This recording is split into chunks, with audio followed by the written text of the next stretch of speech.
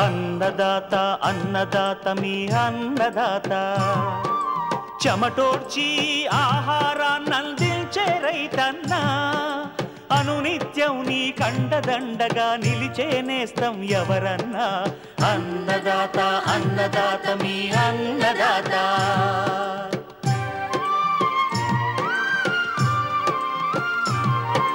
నూతన రీతుల సాగుబడికి నూరింతలు పెరిగే దిగుబడికి సూచనలిచ్చే సస్య రక్షణకు పశు పోషణకి శాస్త్ర విజ్ఞానం అందించి ముందుకు నడిపే తెలుగు రైతు భారతదేశానికి మకుటం అయ్యేలా తీర్చిదిద్దే ఆశయంతో మిమ్ము మేలు కొలిపేది అన్నదాత అన్నదాత అన్నదాత మీ అన్నదాత అన్నదాత అన్నదాత మీ అన్నదాత. అన్నదాత ప్రేక్షకులకు నమస్కారం. ఈనాటి ముఖ్యాంశాలు: మాగాణి జొన్న మొక్కజొన్న పైర్లలో కలుపు యాజమాన్యం, యాసంగి మినుములో తెగుళ్లు సస్యరక్షణ చర్యలు,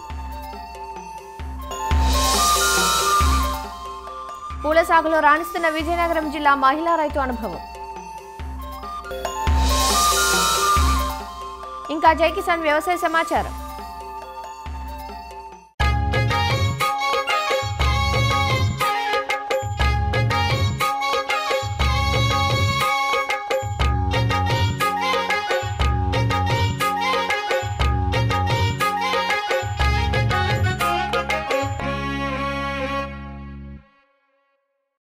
వరి కోసిన తర్వాత మాగాణి భూముల్లో నవంబర్ చివరి వారం నుంచి డిసెంబర్ మాసాల మధ్య జొన్న మొక్కజొన్న పంటలను విత్తుకుంటారు. భూమి దున్నకుండా విత్తుకునే ఈ జీరో టిల్లేజ్ విధానంలో కలుపు సమస్యగా మారుతోంది. కలుపు మొక్కలకు తోడు వరి మోళ్లు కూడా చిగురించి పిలకలు పెడతాయి.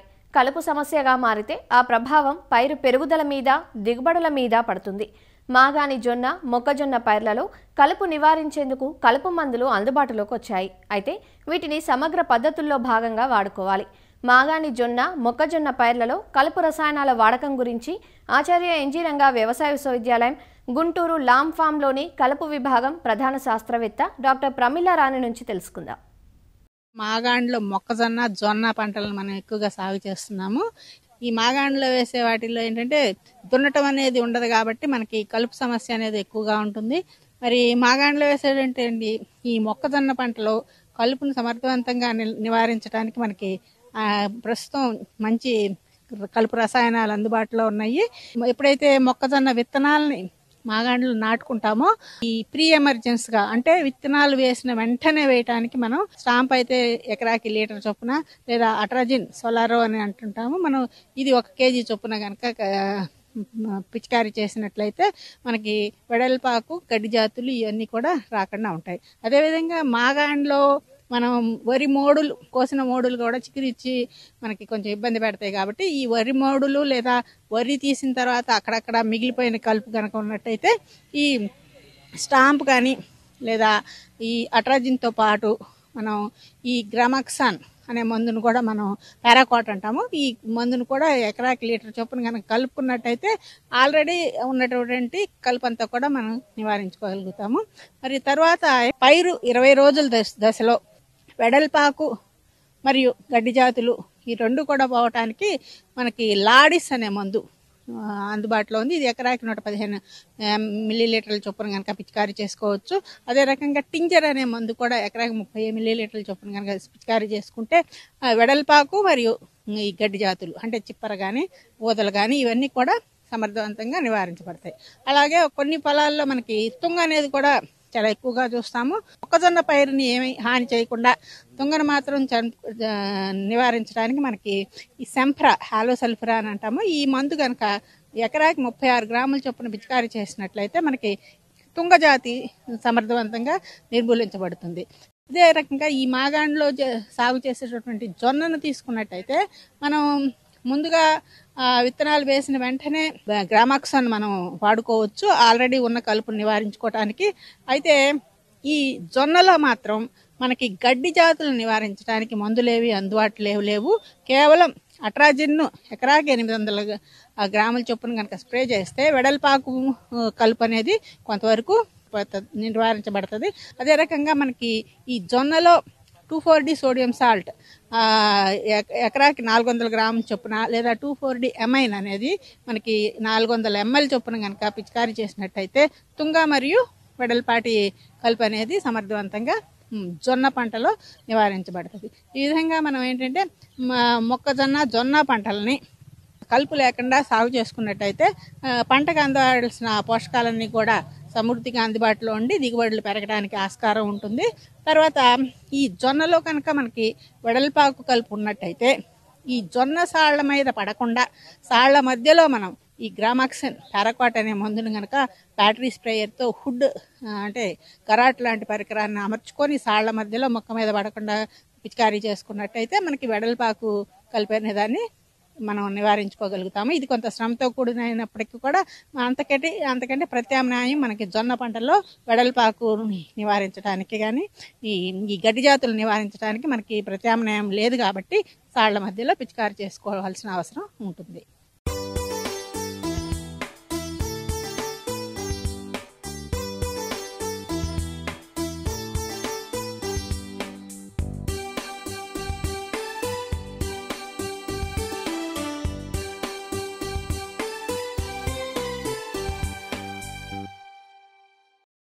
స్వల్పకాలంలో అందివచ్చేవి భూసారాన్ని పెంచేవి అపరాల పంటలు. ముఖ్యంగా పెసర, మినుములకు ధరలు ఆశాజనకంగా ఉండటంతో రైతులు వీటి సాగుకు మొగ్గు చూపుతున్నారు.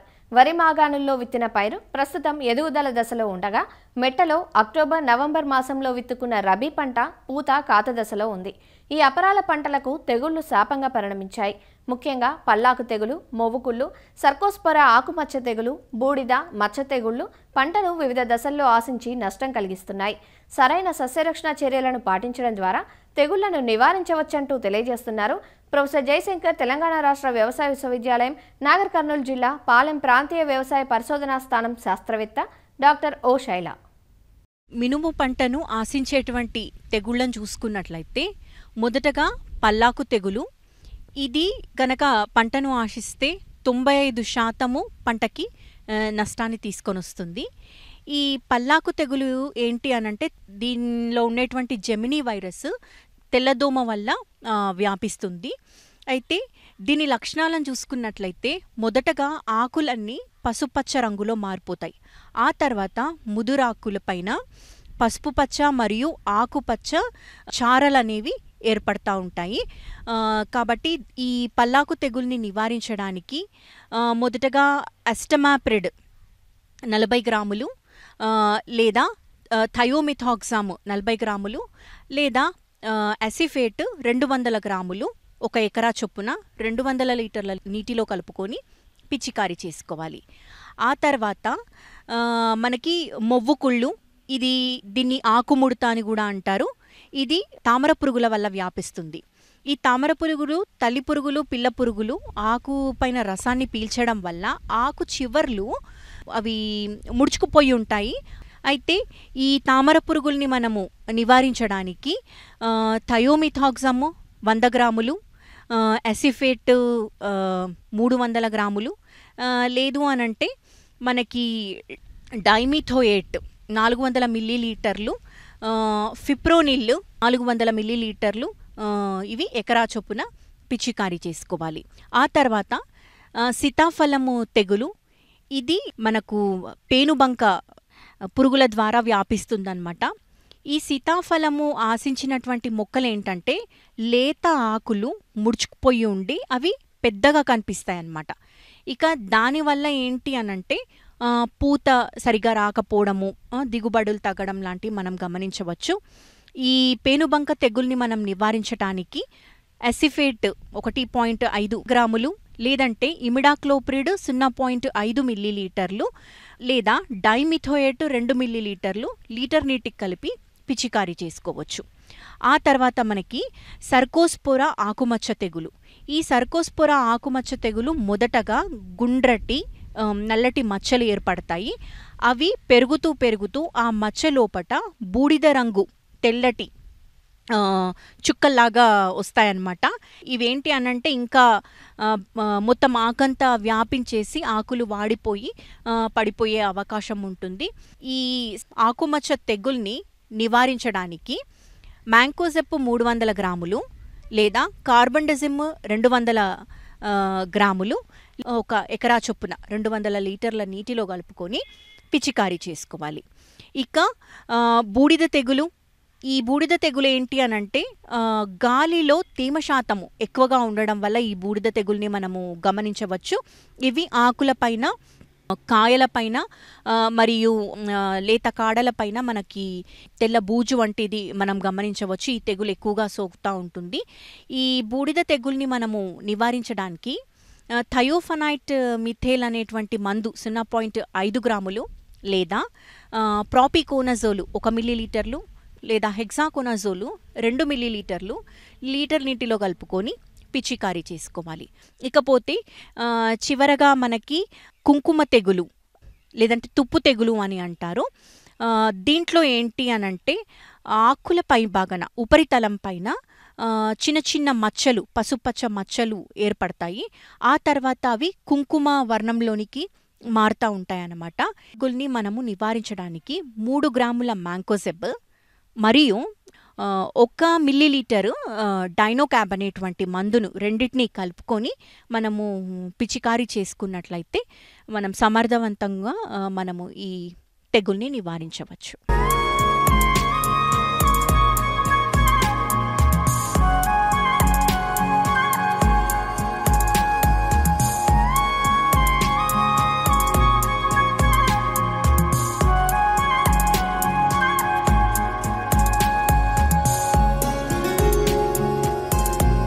ఏటా సంప్రదాయ పంటల సాగుతో నష్టాలను మూటగట్టుకున్న ఓ మహిళా రైతు పంట మార్పిడి విధానాలను ఆచరిస్తూ గతంలో అరటి, యాపిల్ బేర్, మునగా సాగు చేసి ప్రస్తుతం 3 ఎకరాలలో బంతి, చామంతి, గులాబీ సాగుతో లాభాల వీరులను అందుకుంటున్నారు. వైవిధ్యభరితంగా సాగు చేయటమే కాదు, సాగులో శాస్త్రీయతను పాటిస్తున్నారు. ప్రస్తుతం శుభకార్యాలు, అయ్యప్ప దీక్షల సమయం కావటంతో ధరలు కలిసొచ్చాయంటున్న ఆ మహిళా రైతు ఎవరో, సాగులో తాను ఆచరిస్తున్న యాజమాన్యపు మెలకువలేవో రైతు మాటల్లోనే తెలుసుకుందాం.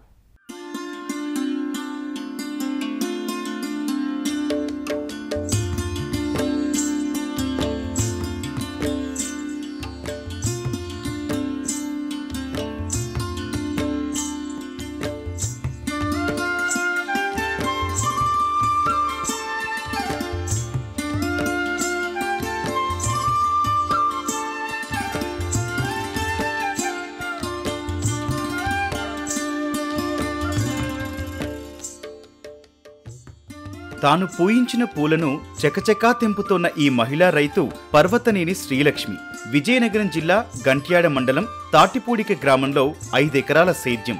సంప్రదాయ పంటల సాగుతో రైతులు చిత్తవుతోన్న వేళ ఆధునిక పద్ధతులతో కాలానుగుణంగా పంటలను ఎంచుకొని లాభాలను పొందుతున్నారు ఈ మహిళా రైతు. గతంలో వేసిన మునగను తీసివేసి అందులో అంతర పంటగా బంతి ఎకరం, చామంతి ఎకరం, గులాబీలను ఎకరంలో విత్తారు. ఈ ఏడాది ఫిబ్రవరి మాసంలో గులాబీలను విత్తుకోగా జులై మాసంలో బంతి, చామంతిని నాటుకున్నారు. గులాబీ నారు మొక్కలను బెంగళూరులోని IIHR నుంచి తెప్పించగా బంతి, చామంతి నారు మొక్కలను చిత్తూరు జిల్లా వీకోట నుంచి తెప్పించారు.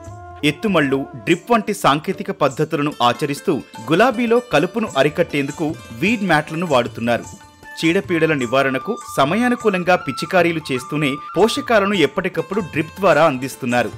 ప్రస్తుతం బంతి చివరి దశకు చేరుకోగా చామంతి, గులాబీల నుంచి పూల దిగుబడులను పొందుతున్నారు. మిగతా పంటల కన్నా పూల సాగు లాభదాయకంగా ఉందంటున్నారు శ్రీలక్ష్మి. మేము ఇంతకుముందు ఈ పొలంలో వచ్చేసేసి అరటి, వరి ఇవన్నీ వేసేవాళ్ళము. వాటికి పెట్టుబడులు ఎక్కువైపోయి లేబరు అంత ఇబ్బంది పడుతూ ఉండేసరికి అలా పంటలు మార్చుకుంటూ వచ్చేసాము. ఇప్పుడు ప్రజెంట్ ఫీల్డ్లో బంతి, చామంతి, గులాబీ 3 వేసాము. బంతి, చామంతి ఉత్తరాంధ్రలో వచ్చేసి ఫ్లవరింగ్ ఎక్కువ లేదు. ఈ ఏరియాకి ఇది సూట్ అవుతుంది. ఇక్కడ ఈ ఏరియాకి ఎక్కడి నుంచో బయట నుంచి బెంగళూరు నుంచి అటు నుంచి ఫ్లవర్స్ రావాల్సి వస్తుంది. ఆ ఉద్దేశంతో మనమే వేస్తే చాలా బాగుంటుందని చెప్పేసి ఈ సంవత్సరం బంతి, చామంతి వేసాము. ప్లస్ గులాబీ వచ్చేసి లాస్ట్ ఫిబ్రవరి ఎండింగ్లో వేసాము. ఇది ఇక్కడే తోట దగ్గరే అమ్మేసేస్తాము. ఎకరానికి వచ్చేసేసి గులాబీ అయితే 2500 మొక్కలు పడ్డాయి. బంతి వచ్చేసి 5500 మొక్కలు వేసాము. గులాబీ వచ్చేసి మేము బెంగళూరు నుంచి తీసుకొచ్చాము. బెంగళూరు నుంచి ఇక్కడికి రావడానికి ట్రాన్స్పోర్ట్ అన్నీ కలిపి పర్ ప్లాంట్ 110 రూపీస్ పడింది. ప్లస్ దానికి వీడ్ మ్యాటు అవన్నీ కలిపి వచ్చేసేసి ఆల్మోస్ట్ డ్రిప్ అవన్నీ కలిపి 6 lakhs అవుతుంది.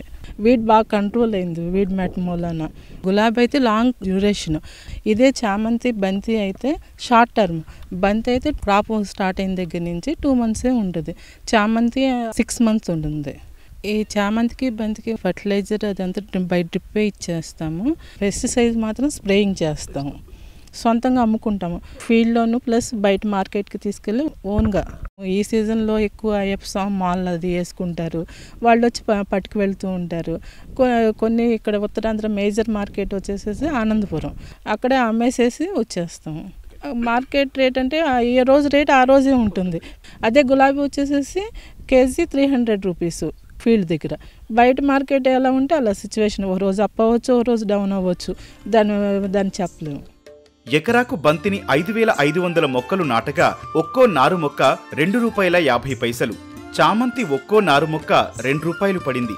గులాబీ ఎకరాకు 2500 మొక్కలు నాటగా ఒక్కో మొక్క ₹110 ధర పడింది. జులై మాసం చివరిలో నాటుకున్న బంతి నుంచి అక్టోబర్ మొదటి నుంచి కోతలు ప్రారంభమయ్యాయి. ఇప్పటి వరకు ఎకరాకు 10 టన్నుల బంతిపూల దిగుబడి రాగా కిలోకు సరాసరిన ₹70 ధర దక్కింది. అంటే ఎకరా బంతి తోట నుంచి ₹7 లక్షల ఆదాయం అందగా అందులో పొలం తయారీ, నారు మొక్కలు, ఎరువులు, సస్యరక్షణ మందులు, కూలీల నిమిత్తం 4 లక్షలు ఖర్చులు పోగా నికరంగా 3 లక్షలు మిగిలాయి శ్రీలక్ష్మికి. డిసెంబర్లో చామంతి కోతలు ప్రారంభమవగా పూలను విశాఖ జిల్లాలోని తిరుమల తిరుపతి దేవస్థానాలకు కిలో ₹200 చొప్పున ఒప్పందం ప్రకారం విక్రయిస్తున్నారు. ఇప్పటి వరకు 800 కిలోల పూలను అమ్మకం చేయగా ₹1,60,000 ఆదాయం వచ్చింది. మరొక 5 టన్నుల పూల దిగుబడికి గాను ₹10 లక్షల ఆదాయం వస్తుందని, బంతి నుంచి వచ్చిన ఆదాయం చామంతి పెట్టుబడి కింద పోయినా ఇక నుంచి చామంతిపై వచ్చే ఆదాయం నికరంగా మిగులుతుందని ధీమా వ్యక్తం చేస్తున్నారు ఈ మహిళా రైతు. ఫిబ్రవరిలో నాటుకున్న గులాబీ ఆగస్టు నుంచి కోతలు ప్రారంభమయ్యాయి. గులాబీలను ప్రతిరోజు కోతలు చేస్తుండగా తోట వద్దనే కిలో ₹300 చొప్పున విక్రయిస్తున్నారు. అలా ఇప్పటి వరకు 1 టన్ను పూల నుంచి ₹3 లక్షల అంది వచ్చింది. పొలం తయారీ మొదలు ఇప్పటి వరకు 6 లక్షలు పెట్టుబడి అయ్యింది. గులాబీ దీర్ఘకాలం ఉండే పంట కాబట్టి మరో ఏడాదిలో పెట్టుబడిని రాబట్టినా అటుపై అంతా మిగులేనంటారు రైతు. ఏటా ఒకే పంటపై ఆధారపడకుండా ఎప్పటికప్పుడు మార్కెట్ నాడిని పసిగట్టి పంటలను ఎంచుకుంటే వ్యవసాయం పండగేనంటారు శ్రీలక్ష్మి. పంట మార్పిడి వల్ల రైతుకు లాభమే, నష్టం అంటూ ఏమీ ఉండదు. ఒకే క్రాప్ మీద వెళ్తే చెడుపెరగని వస్తాయి, దానివల్ల ఇబ్బంది పడిపోతారు. దానివల్ల మధ్య మధ్యలో క్రాప్ మార్చారనుకోండి, మార్చితే చాలా బాగుంటుంది. ఫస్ట్ వరి వేసాము, అరటి వేసాము, అన్నీ వేసాము. దాని మూలాన లాస్ రావటమే కానీ ప్రాఫిట్ అంత లేదు. తర్వాత యాపిల్ పేరు వేసాము. యాపిల్ పేరు వేసినా కానీ దానికి సరిపోతుంది. ఈ ఫ్లవరింగ్ వేసి స్టార్ట్ అయిన దగ్గర నుంచి మాకైతే ప్రాఫిట్ వచ్చింది, లాస్ అంటూ రాలేదు.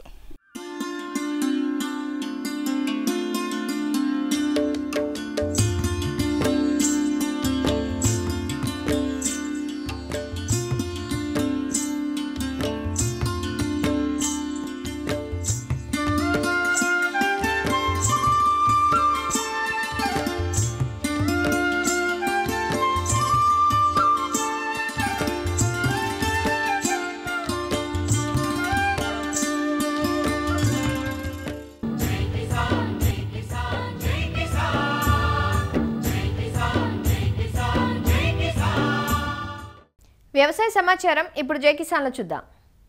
శ్రీ సత్యసాయి జిల్లా మడకశిర నియోజకవర్గం పరిధిలోని రైతులు వక్క తోటల్లో మిరియాలను పండిస్తున్నారు.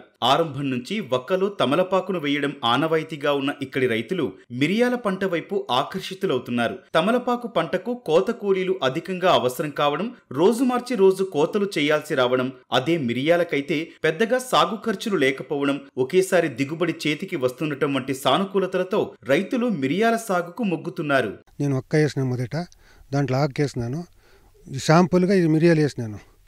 ఆకు కింట్లో ఇది మిరియాలు ఎక్కువ ఆదాయం వస్తుంది, ఖర్చు తక్కువ. ఒక్క వచ్చేసి 2 నుంచి 2.5 కేజీ వచ్చేస్తుంది. ఇది కూడా 2 నుంచి 3 కేజీలు వస్తుంది. అది ఎంత వస్తుంది, ఇది అదే అంతా ఎక్కువ వస్తుంది. ఇంకా ఒక్క గిన్నె ఈ చెట్టు 3 కేజీలు వస్తుంది. ఇది 500 నుంచి 600 వరకు పోతుంది. అది ఒక్క వచ్చి 4.5 నుంచి 500కు పోతుంది. ఇది ఎకరాకి ఒక్క దాంట్లో 5 లక్షలు వస్తుంది. మిరియాలు 5 లక్షల పైనే వస్తుంది.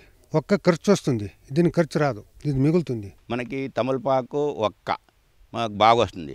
పోయినసారి ఈ పోయిన ఎండాకాలం ఎక్కువ కాసింది. దానికి ముందర 300 క్వింటల్ అయింది. ఇక్కడ ఒక్క తమలపాకు వచ్చి 15 పెండీలు, అంటే 120 కట్లు, అట్లా 15 పెండీలు అవుతాయి. ఇది కూడా మనకు బాగా పంట, మనకి లేబర్ అవసరం లేదు. ఈ మిరియాలు కూడానా ఏమంటే మేము ఇంకా ఇంట్రెస్ట్ చూసుకొని అది పెట్టాలి. ఇంకా ప్రాఫిటబుల్, ఇది ఖర్చు లేనిది, ఇది వేసేంత వరకే. కానీ మనం మొదటి నుంచి పెద్దవాళ్ళంతా ఒక్క తమలపాకే చేసింటారు కదా, అదే కంటిన్యూగా వస్తున్నాము. ఇప్పుడు కొత్తగా ఇది పెట్టాలని అనుకుంటున్నాం, ఇంకా ఎక్స్టెండ్ చేయాలా. మనకు టెక్నికల్గా దానికి ఏమేమి కావాలా, ఎట్లా చేయాలనేది మనకు తెలిపిస్తే మేము దాన్ని ఇంకా ఇంప్రూవ్ చేసుకుంటాం. మన ఏరియాలో వస్తుంది. ఇంకా ఒక 600 చెట్లు ఉన్నాయి, ఒక చెట్లు దాంట్లోకి వేయాలనుకుంటున్నాం.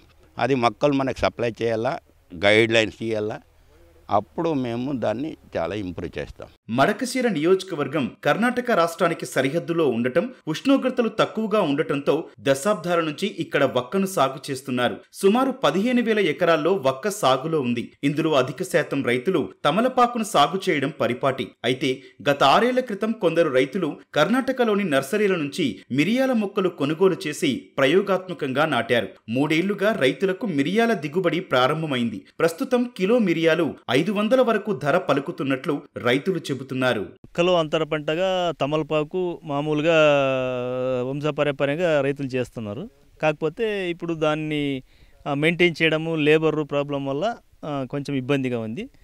రెండవది ప్రాక్టికల్గా కొత్తగా మిరియాలు పండుతుందా లేదా అని, మిరియాలు కూడా పంట బాగా వస్తూ ఉంది. సో మిరియాలు పండించవచ్చు. అవి కాక మనకి సుగంధ ద్రవ్యాలు ఏవైతే ఉన్నాయో ఆ సుగంధ ద్రవ్యాలన్నీ కూడా దీంట్లో అంతర పంటగా సేద్యం చేయవచ్చు. ఉదాహరణకి జాపత్రి ఆ చెట్టు, ఈ ఒక్క తోటలో ఇప్పుడు 9x9 ఒక్క తోట ఉంటే 25 అడుగులకు ఒకటి వేసుకోవాలి. అంటే ఎకరానికి 50 మొక్కలు మనము ఇవి వేసుకోవచ్చు. రెండవది దాల్చిన చెక్క కూడా పండించవచ్చు. ఇప్పుడు నేను అప్పుడే సంవత్సరం అయ్యింది వేసి, ఇంకో 2 సంవత్సరాలు ఆగితే నావి అన్ని పంటలు స్టార్ట్ అవుతాయి. సో ఎంతో కొంత అదనంగా ఆదాయం వచ్చే అవకాశం ఉంది. ఇంకా ఇంటికి కావాల్సినట్టు పసుపు కానీ, శుంఠి కానీ, కూరగాయలు అన్నీ మల్టీ క్రాప్స్ అన్నీ ఈ ఒక్క తోటలో అంతర పంటగా పండించుకోవచ్చు. మా పూర్వకాలం నుంచి దాదాపు 150 సంవత్సరాల నుంచి మా ప్రాంతంలో ఈ ఒక్క తమలపాకు సాగు చేస్తున్నారు. ఏ ఒక్క రైతు కూడా రసాయనిక ఎరువులు అనేది వాడలేదు. పశువుల ఎరువు వేస్తారు, కోళ్ళ ఎరువు వేస్తారు, లేకపోతే గొర్రెల ఎరువు వేస్తారు. ఇంకా తోటలో ఉండే ఏదైనా చెత్త చెదరం అంతా దాంట్లోనే వేసి మల్చింగ్ చేసేస్తారు.